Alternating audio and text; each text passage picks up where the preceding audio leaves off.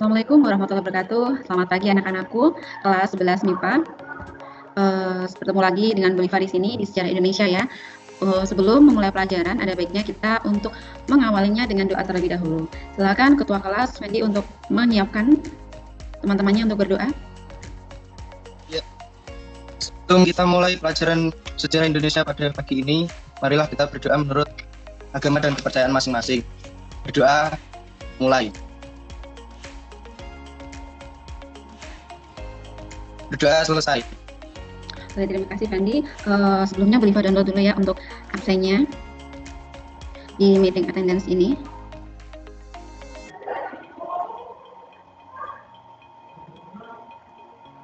Oke. Bagaimana kabar kalian? Sehat semua ya? Atau ada yang sakit? Sehat semua ya? Oke, alhamdulillah sehat. Semoga kita selalu diberi kesehatan, keselamatan, dan juga semangat yang selalu terjaga di tengah pandemi COVID-19 ini. Anak-anakku, dengan adanya COVID-19 ini semoga tidak mengurangi keinginan dan semangat kita untuk selalu belajar, karena belajar itu tidak mengenal batas ruang dan waktu. Dan semoga dengan keterbatasan yang ada, kita masih tetap bisa untuk melaksanakan pembelajaran meskipun dengan segala keterbatasan yang ada. Nanti akan kita rasakan kebermanfaatnya baik hari ini, esok, maupun di suatu hari nanti.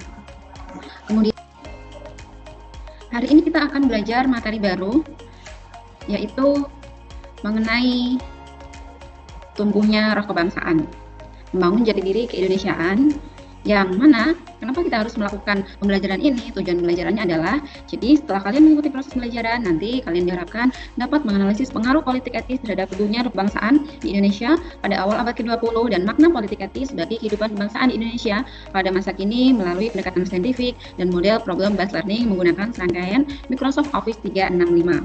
Nah, kemudian Bu Liva sebelumnya mau tanya dulu, kalian sudah pernah baca surat kabar atau belum? Kira-kira surat kabar apa yang ada pada saat ini yang ada di Indonesia, yang ada di sekitar kita? Jawa Pos, Kompas. Ya, Jawa Pos, Kompas. Kemudian ada lagi atau tidak? Jawa Tengah? Sindo. Nah, itu adalah beberapa contoh surat kabar yang ada pada saat ini. Betul sekali ya jawaban dari Eni Randika ya. Nah, ternyata pada masa dulu itu juga sudah ada surat kabar. Ada surat kabar Bidan Priyayi, surat kabar bahasa Melayu, kemudian Selompret Melayu, dan masih banyak lagi surat-surat kabar yang beredar pada masa pergerakan. Surat kabar itu merupakan salah satu akibat atau dampak dari politik etis. Nah, apa sih politik etis itu? Kalian kalau sudah baca bahan ajar dan PowerPoint yang Bu Liva unggah di file, pasti kalian tahu apa sih politik etis itu. Bu Liva jelaskan sedikit di sini ya, bahwa politik etis itu adalah sebuah balas budi, program balas budi yang dilakukan oleh pemerintah Hindia Belanda untuk Indonesia yang mencakup edukasi, irigasi, transmigrasi atau migrasi. Edukasi dengan menyelenggarakan pendidikan untuk kaum pribumi. Yang kedua, irigasi, yaitu membangun sarana dan jaringan pengairan untuk Indonesia. Kemudian yang ketiga adalah transmigrasi atau migrasi, yaitu mengorganisasi perpindahan penduduk. Nah, penduduknya ini dari yang daerahnya padat penduduk ke daerah yang jauh. Nah, ini Bu Liva tampilkan adalah gambar pendidikan pada masa tersebut, pada masa pemerintahan Hindia Belanda. Kalau kalian lihat di sini, ya, Pak, kalian lihat di sini gambar dari sekolah-sekolah pada masa pemerintahan Hindia Belanda itu kira-kira bagaimana menurut kamu dari gambar ini? Ada yang bisa menjelaskan atau berpendapat? Silakan. Fendi barangkali? Saya akan berpendapat mengenai gambar tersebut.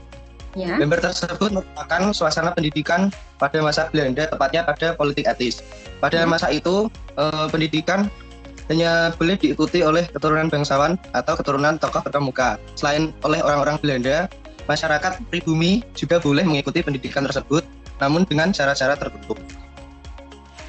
Oke, terima kasih ya untuk pendapatnya dari Fendi. Betul sekali bahwa pada masa itu, kalau kalian lihat di sini, itu kan mereka menggunakan baju yang slide bawah itu kan mereka menggunakan baju-baju yang bagus ya, yang tertata. Nah, itu adalah golongan bangsawan. Jadi golongan bangsawan itu mereka sekolahnya bisa sampai tinggi. Nah, di atas itu adalah sekolah untuk rakyat yang di bawahnya. Kalian sudah ada gambaran bagaimana pendidikan pada masa itu. Sekarang Bu Liva meminta untuk kalian, silahkan kalian lakukan diskusi. Kelasnya dibagi 4 kelompok. Kelompok 1 sampai dengan kelompok 4, masing-masing kelompok isinya 9 orang berdasarkan urutan nomor absen. Nah, kemudian kalian bisa menggunakan atau memanfaatkan fitur chat yang ada di Microsoft Office 365 ini, kemudian silakan kalian pilih New Conversation. Setelah itu, kalian bisa melakukan chat dengan sesama anggota kelompok kalian. Jadi masing-masing kelompok nanti bisa saling menukarkan pendapatnya, tukar pendapat di forum chat tersebut. Gitu. Liva beri waktu 15 menit dari sekarang.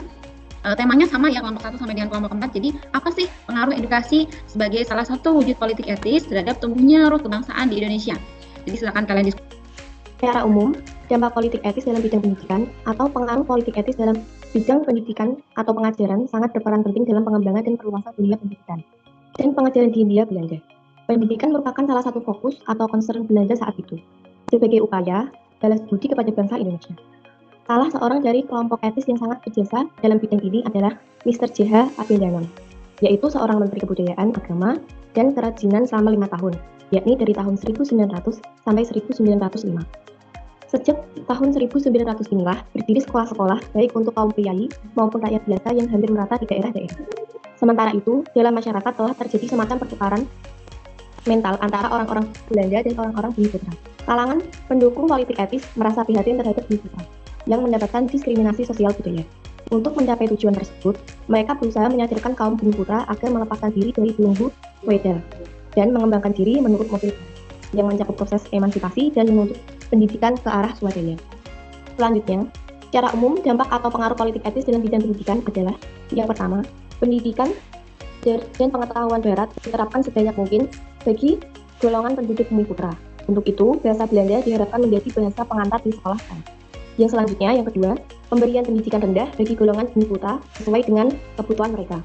Maksudnya, bagi kaum Bumi Putra yang bukan berasal dari masyarakat kelas atas, hanya akan diberikan pendidikan sesuai dengan kebutuhan mereka. Jangan harap, jika saat itu Anda hanya seorang petani, dapat bersekolah tinggi. Sebab, Belanda memberikan batasan kepada kaum Bumi Putra.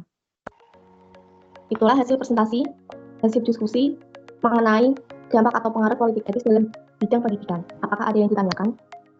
Oke, terima kasih ya. Bagus sekali presentasi dari kelompoknya Lintang. Silakan, apakah ada pertanyaan dari teman-teman yang lain?